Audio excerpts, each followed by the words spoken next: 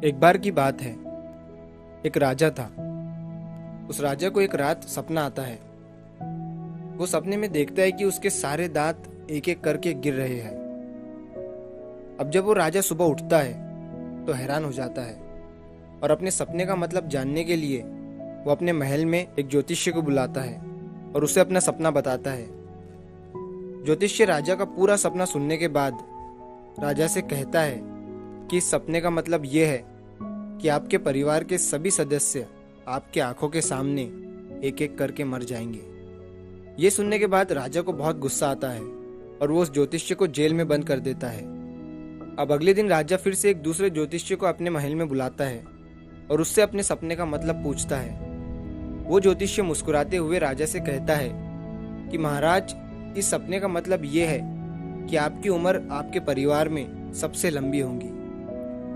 राजा ज्योतिषी का ये जवाब सुनकर खुश हो जाता है और उस ज्योतिषी को बहुत सारे सोने के सिक्के इनाम में दे देता है। दोस्तों, दोनों ज्योतिषी का कहने का मतलब एक ही था, लेकिन कहने का तरीका अलग था। शब्द अलग थे, लेकिन मीनिंग सेम था। इसी तरह अगर आपके पास बोलने का सही तरीका है, बात को बोलने के लिए सही शब्द, सही अल्फाज है, तो आप नेगेटिव बात को भी पॉजिटिव तरीके से बोल सकते हो। सेम इसी तरह एक बार एक अंधा आदमी रास्ते पर भीख मांग रहा था। उसके सामने एक कटोरा रखा हुआ था और उसके साइड में एक व्हाइट पेपर पर बड़े बड़े अक्षरों में लिखा हुआ था कि मैं आंखों से अंधा हूँ, मुझे कुछ दान करके जाइए। शाम तक उसके कटोरे में सिर्फ कुछ ही सिक्के लोग डाला करते थे। एक बार एक आदमी ने उस अंधे को नोटिस किया। वो आदमी उस अंधे के पास जाता है और उससे कहता है कि क्या मैं आपके इस पेपर पर कुछ दूसरी लाइन लिख सकता हूँ। अंधे आदमी ने परमिशन दे दी। उस आदमी ने पेपर को पलटकर उस पर दूसरी लाइन लिख दी और वहां से चला गया।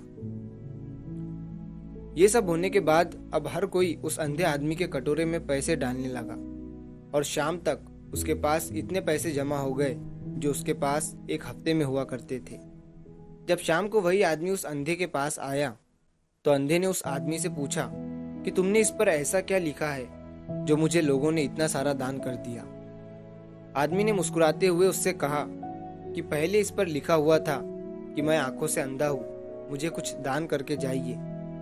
मैंने उसे मिटाकर ये लिखा कि आज का दिन कितना खूबसूरत है, जिसे आप अपनी आंखों से देख सकते हो, लेकिन मैं नहीं। बस मैंने यही लाइन लिखी थी।